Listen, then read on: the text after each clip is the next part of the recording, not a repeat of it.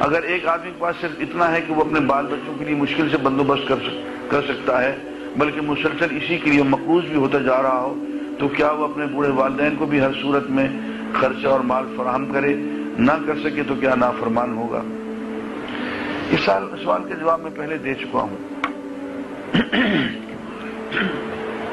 بات یہ ہے کہ ترجیحات تو ہم شاید نہیں جانتے۔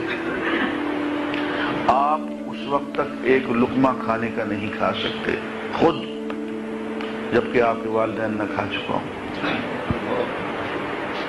آپ کسی مکان کی چھت کے تلے رہنا جائز نہیں ہے جب تک کہ ان کا انتظام نہ ہو۔ آپ 1 انچ کپڑا اپنے جسم پہ نہیں ڈال سکتے، نہیں پہن سکتے جب تک کہ ان کے پہناوے کا انتظام نہ ہو گیا۔ میں نے اسی لیے ٹیلی ویژن پہ یہ کہا تھا کہ سوال درست کریں۔ آپ یوں کہیں کہ اتنی مہنگائی ہے کہ والدین کو کھلانے پلانے اور ان کی ضروریات پورا کرنے کے بعد کچھ نہیں بچتا، بچوں کا کیا کریں، اپنا کیا کریں؟ یہ تو سوال بنتا ہے۔ آپ نے سوال ہی الٹ کیا ہے تو اس کا جواب ہم کیا دیں؟ آپ پہلے خود کھا پی کے بیٹھ گئے، بچوں کا پیٹ بھر لیا آپ نے، اور والدین کے بارے میں اب آپ نے سوچنا شروع کیا ہے۔ آپ کی تو سوچ غلط ہے۔ آپ نے بخاری کی وہ حدیث نہیں پڑھی جس میں 3 آدمیوں کا ذکر ہے کہ وہ غار میں گئے، بارش ہو رہی تھی، غار میں چھپ گئے، اوپر سے پتھر لڑھک کے آ گیا، غار بند ہو گیا۔ تو انہوں نے کہا کہ اپنے اپنے اعمال یاد کرو، اگر کوئی نیک عمل کیا ہے تو اس نیک عمل کا واسطہ دے کے اللہ سے بخشش طلب کرو۔ تو 2 آدمیوں نے اپنے اپنے اعمال کا واسطہ دیا۔ تیسرے کا جو تھا وہ یہ تھا کہ اے اللہ میرے بوڑھے والدین تھے، میں کبھی بھی ان کو کھلائے پلائے بغیر نہ خود کھاتا تھا نہ بچوں کو کھلاتا پلاتا تھا۔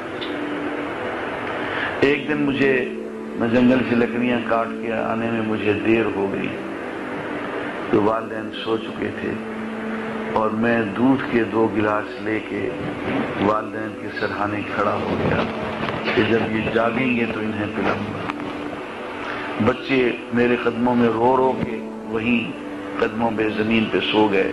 میں نے نہ خود کچھ کھایا پیا، نہ میں نے بچوں کو کھلایا پلایا، نہ بیوی کو، اور ساری رات میں والدین کے سرہانے کھڑا رہا کہ جس وقت یہ جاگیں گے تو صبح کے قریب جب ان کی جاگ ہوئی تو میں نے وہ دودھ ان کو پلایا، اور اس کے بعد پھر ہم نے خود کھایا پیا۔ پھر اے اللہ یہ عمل اگر میں نے تیری رضا کے لیے کیا تھا تو اے اللہ آج یہ مشکل حل فرما دے، یہ پتھر دور فرما دے، اور پتھر ہٹ گیا۔ تو عزیزان گرامی، ہمیں اجازت نہیں ہے، اس لیے کہ والدین کے حقوق جو ہیں وہ حقوق نفس پہ فائق ہیں، وہ بیوی کے حقوق پہ فائق ہیں، وہ بچوں کے حقوق پہ فائق ہیں۔ تو جب تک کہ ہم ان کا انتظام پہلے نہ کر لیں، اپنا اور اپنے بیوی بچوں کا انتظام کرنا جائز نہیں۔ اور اگر پہلے ان کا انتظام کر لیں گے تو اپنا انتظام آسانی سے ہو جائے گا۔